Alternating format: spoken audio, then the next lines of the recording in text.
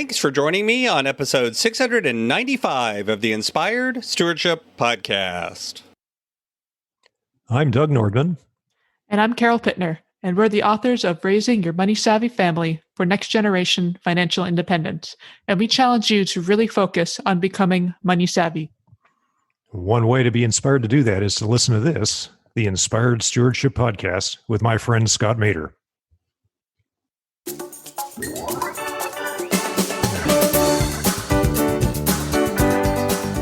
It also lets you focus on the other side of the equation, because if you're tracking where your money's going, it begins to make you think about, are there ways that I can make more money? Because now, instead of that making more money and it just kind of goes away and I don't even know where it went, I can take that extra and I can put it towards what I want.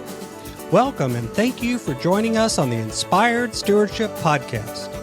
If you truly desire to become the person who God wants you to be, then you must learn to use your time, your talent, and your treasures for your true calling. In the Inspired Stewardship Podcast, you will learn to invest in yourself, invest in others, and develop your influence so that you can impact the world.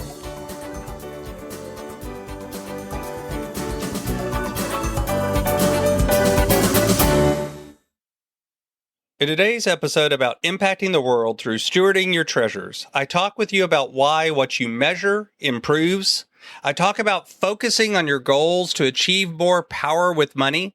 And I also share why this can often seem less efficient, though it really isn't.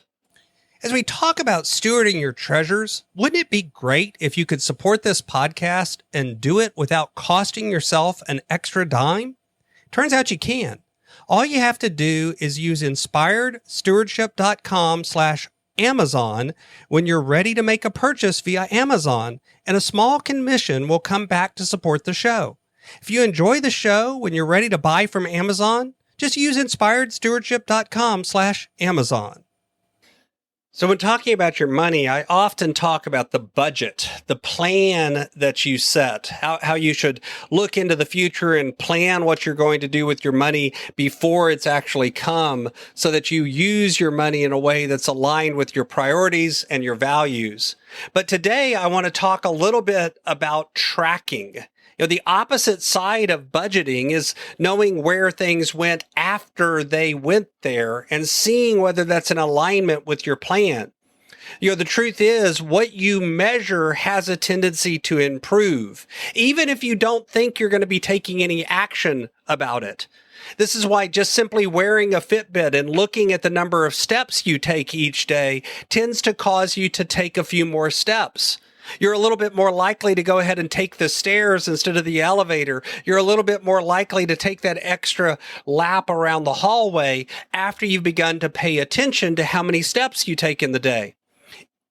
Even if you aren't actually getting up in the morning and deliberately going out and getting your 10,000 steps, it begins to become a little bit of a game where you kind of push yourself each and every day to go a little further, to take a few more steps. And the same thing happens with our money. Just paying attention to where your money went, just writing down where you're spending your money, has a tendency to cause you to begin to change some of the things that you're spending your money on.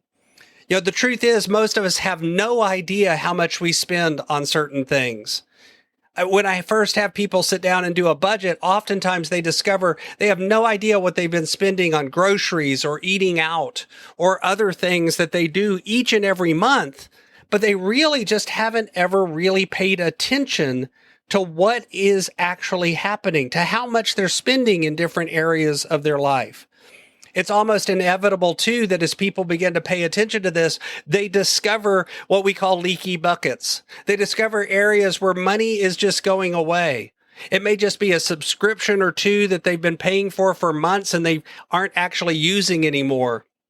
It may be a larger something. It may be that they discover that they've been wasting a lot of money going out to eat, and so they simply begin to go out to eat a little less. Those changes in behavior have big ramifications over a long period of time.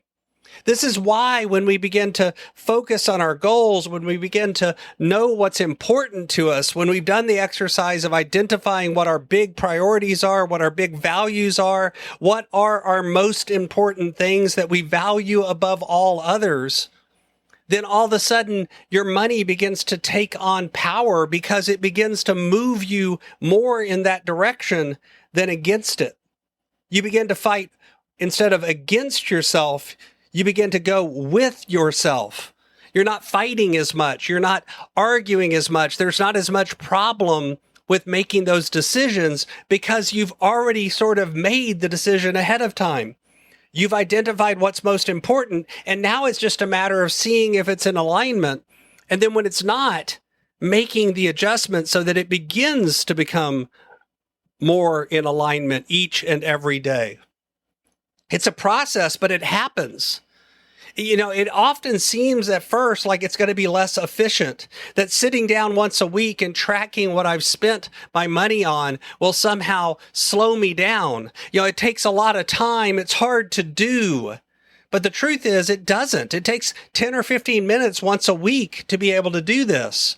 This isn't taking hours of your life to track each and everything that you're doing. It's looking at where your money's going so that you can simply identify whether it's in alignment with what you want it to do. It actually becomes a bit of a game too. You begin to challenge yourself to do better this week than last week.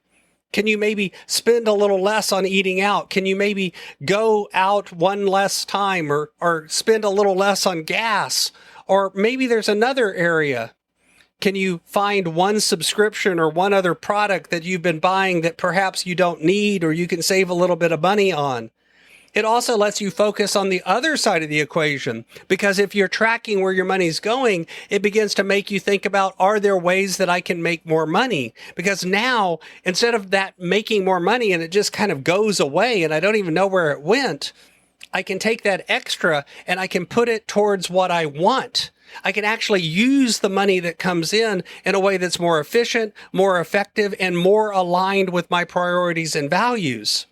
And then all of a sudden, that working extra or doing other things like that bring in a little extra money becomes fun instead of work. Because you know it's actually going to do something that you want it to do instead of just being wasted or going away or being spent in a way that's not in alignment with what you really treasure, what you really value, what you really think is the most important thing in your life. And when you do that, when you get that focus, when you begin to track and pay attention to where things have gone, then things get better. Thanks for listening.